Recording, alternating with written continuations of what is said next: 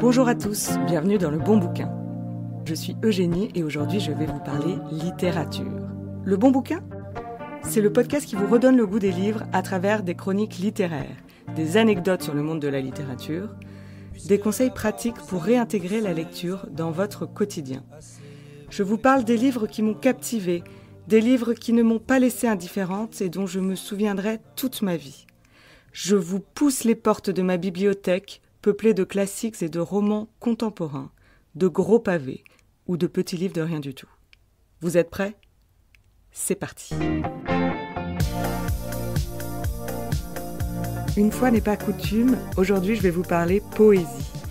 À l'occasion des 25 ans du Printemps des Poètes qui se déroule du 9 au 25 mars. Cet événement national et international a pour vocation de sensibiliser les gens, les personnes comme vous et moi, à la poésie sous toutes ses formes. Durant plusieurs jours, des activités telles que des lectures, des rencontres avec des poètes, des expositions, des ateliers et des performances poétiques sont organisées dans divers lieux publics, bibliothèques, écoles et espaces culturels. Je me suis dit que c'était une excellente opportunité de vous présenter aujourd'hui un recueil de poèmes. Je sais que certains s'imaginent que la poésie n'existe plus, qu'elle est réservée aux vieux schnocks qui fument la pipe et qui sentent le whisky, aux boomers qui se plaignent que tout se perd aujourd'hui, aux paumés en école d'art qui se laissent pousser les cheveux et qui ne se les lavent pas, aux rêveurs et autres marginaux. Je vous demande platement, simplement, de me laisser l'opportunité de vous détromper. Avant tout, je vous concède une chose, c'est qu'on parle un peu moins de poésie aujourd'hui qu'au siècle dernier. Ça, ok. D'ailleurs, la dernière fois, j'étais atterrée de voir le rayon poésie à la Fnac qui ne tenait qu'en une seule étagère, alors que les autres genres en font plusieurs dizaines. Je vous concède une deuxième chose, c'est qu'il n'y a pas beaucoup de poètes contemporains. En tout cas, il n'y en a pas pléthore et on n'en parle pas beaucoup. Il n'y en a pas énormément, mais il y en a quand même. J'ai envie de citer Arthur Teboul avec son recueil sorti en 2023 chez Segers, Le Déversoir, ou Sophie Fontanelle qui écrit des romans-poèmes comme Capitale de la douceur, édité chez le même éditeur. Ce n'en sont que deux parmi d'autres. Mais bon, c'est vrai que les alexandrins ne se bousculent pas au portillon des maisons d'édition, tout simplement parce que ça ne vend pas assez. À mon humble avis, je pense qu'il suffirait d'ajouter une cuillère à café de poésie, une toute petite cuillère, dans la recette du gâteau contemporain, pour rendre infiniment meilleur ce monde de brut. C'est pourquoi, à ma petite échelle, je vais essayer de vous convertir aux bienfaits de la poésie. Je suis consciente cependant que ça ne marchera pas avec tout le monde, parce qu'il n'y a rien à faire, la poésie, ça reste un peu clivant. Ça reste même barbant pour certains. Le mot est lâché. Comme je sais que tout ce qui est versification peut faire peur, je vous propose donc de fixer 2 petites roulettes à votre bicyclette d'apprenti amateur de poésie. Le recueil que je vais vous présenter aujourd'hui équivaut à barboter dans le petit bassin avant de traverser la Manche à la nage, de réaliser une tarte aux pommes avant de se lancer dans un gigot de 7 heures. C'est un merveilleux début. Ce recueil, c'est Paroles de Jacques Prévert. Le lire, c'est faire un petit pas dans la maison de la poésie, c'est entrer par la grande porte, ne vous méprenez pas, mais c'est entrer par une grande porte sans tambour ni trompette, à la cool, casual chic, sans robe à paillettes ou montre à gousset. C'est un peu comme si on allait dîner chez des vieux copains. La soirée est toujours de qualité, mais elle est décontractée. Avant de goûter au langage imagé de Paroles, il nous faut apprivoiser Jacques. Qui est-il ? Alors Jacques Prévert est né le 4 février en 1900 à Neuilly-sur-Seine et mort en 1977 en Normandie. Son père, André Prévert, était professeur d'histoire et de géographie, sa mère Clémence, ancienne vendeuse aux Halles de Paris. Jacques a passé son enfance à Paris et a montré un intérêt précoce pour la littérature. Il a fréquenté le lycée Condorcet, où il a rencontré plusieurs personnalités qui deviendront plus tard des figures importantes du monde artistique et intellectuel. Dans les années 1930, Prévert s'implique dans le mouvement surréaliste et participe activement au groupe Octobre, un groupe d'artistes engagés politiquement. Avec eux, il contribue à la création de plusieurs œuvres théâtrales et cinématographiques. Son œuvre poétique sera d'ailleurs marquée par plusieurs aspects du surréalisme. Mais Prévert est surtout connu pour sa poésie accessible et captivante. En 1945, il publie son premier recueil, Paroles, qui connaît un immense succès. Parallèlement à sa carrière de poète, Prévert travaille également comme scénariste pour le cinéma.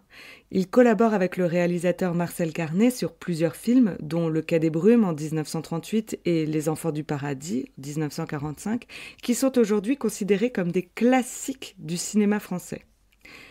Il écrit des sketchs et des chœurs parlés pour le théâtre, des chansons. Il réalise aussi de nombreux collages sonores. On peut affirmer sans être accusé d'outrance que Prévert était un artiste complet. Il a marqué la scène artistique française par son talent poétique, son engagement social et son influence dans le monde du cinéma.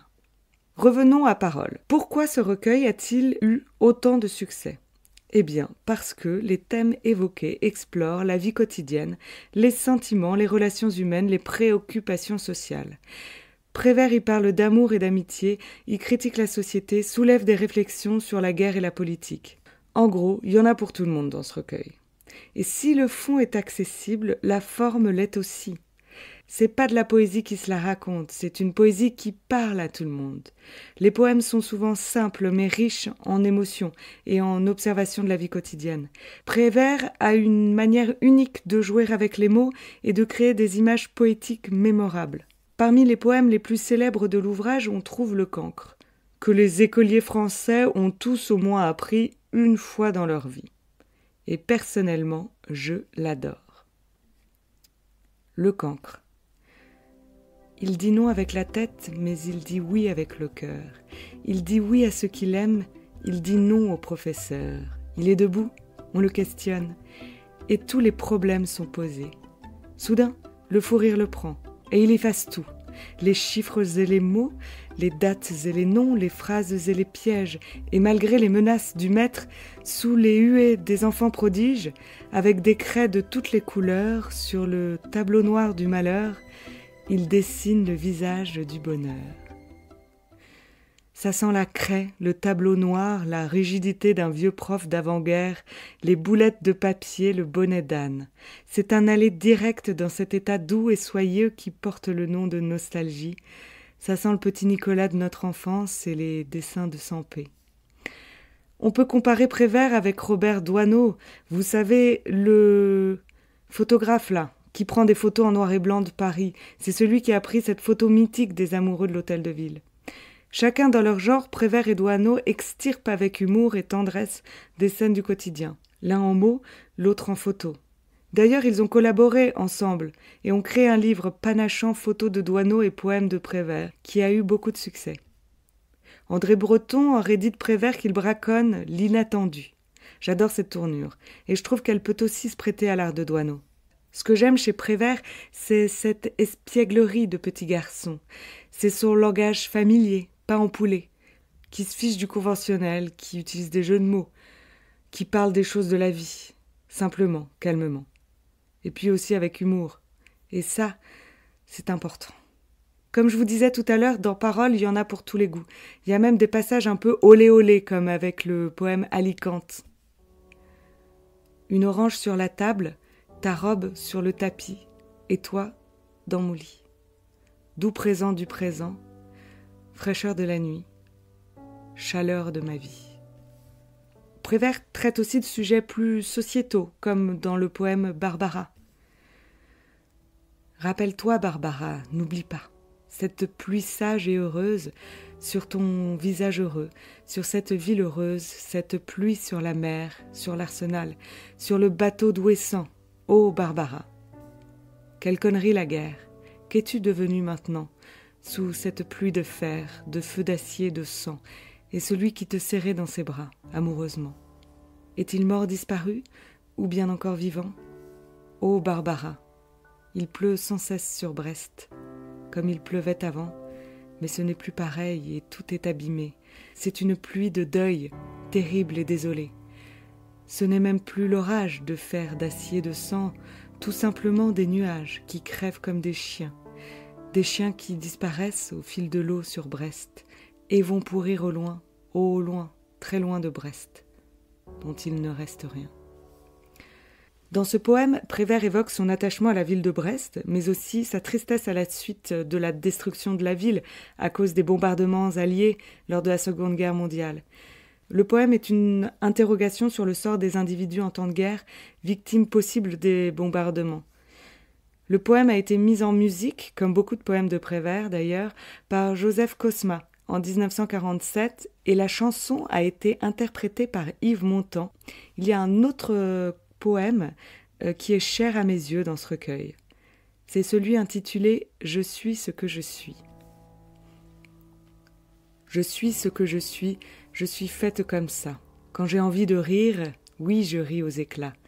J'aime celui qui m'aime, est-ce ma faute à moi si ce n'est pas le même que j'aime à chaque fois? Je suis comme je suis faite comme ça, que voulez-vous de plus, que voulez-vous de moi? Je suis faite pour plaire et n'y puis rien changer. Mes talons sont trop hauts, ma taille trop cambrée, mes seins beaucoup trop durs et mes yeux trop cernés. Et puis après, qu'est-ce que ça peut vous faire? Je suis comme je plais à qui je plais. Qu'est-ce que ça peut vous faire, ce qui m'est arrivé?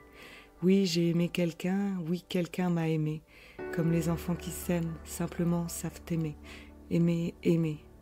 Pourquoi me questionner? Je suis faite pour plaire et n'y puis rien changer. Ce poème parle du refus de se conformer aux attentes de la société sans compromis aucun. C'est un poème libertaire. Le personnage incarne l'indépendance, la vraie. Cette femme s'octroie le droit de rire aux éclats, de suivre son cœur et ses pulsions. Ce poème a aussi été mis en musique par Joseph Cosma et interprété merveilleusement par Juliette Gréco. Là aussi, je vous mettrai le lien en note de l'épisode. La chanson vaut le détour. Le mélange des genres est roi dans Paroles. Les textes courts, des chansons, des histoires, des instantanés et des inventaires, des calembours et des bons mots. On ne s'y ennuie pas. Vous verrez. Voilà pour ce petit focus poésie. Paroles demeure un recueil incontournable de la poésie française du XXe siècle et je vous encourage vivement à aller y jeter un œil. Concrètement, lire ce recueil ne va pas vous permettre de gagner plus d'argent, ni de vous apprendre à faire du calcul mental, commander une voiture de location, vous aider à remplir votre fiche d'impôt. C'est du gratos, de l'inutile. C'est un supplément d'âme à votre petite routine habituelle. Peut-être quand même que cela vous aidera à mettre des mots sur des sentiments ou à exprimer vos émotions, qui sait. Nous sommes happés par ces voleurs d'attention que sont les écrans. Une petite pause de temps en temps, franchement, ça peut pas faire de mal.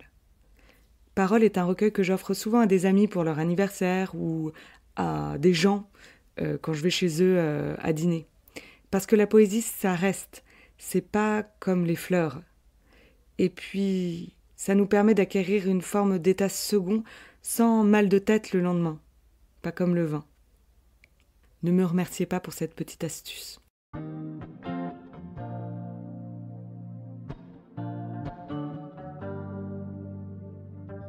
C'est terminé pour aujourd'hui. Merci d'avoir écouté cet épisode jusqu'au bout.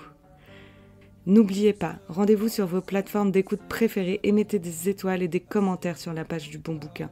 Cela compte énormément pour le développement du podcast. On se retrouve dans 2 semaines et en attendant, bonne lecture.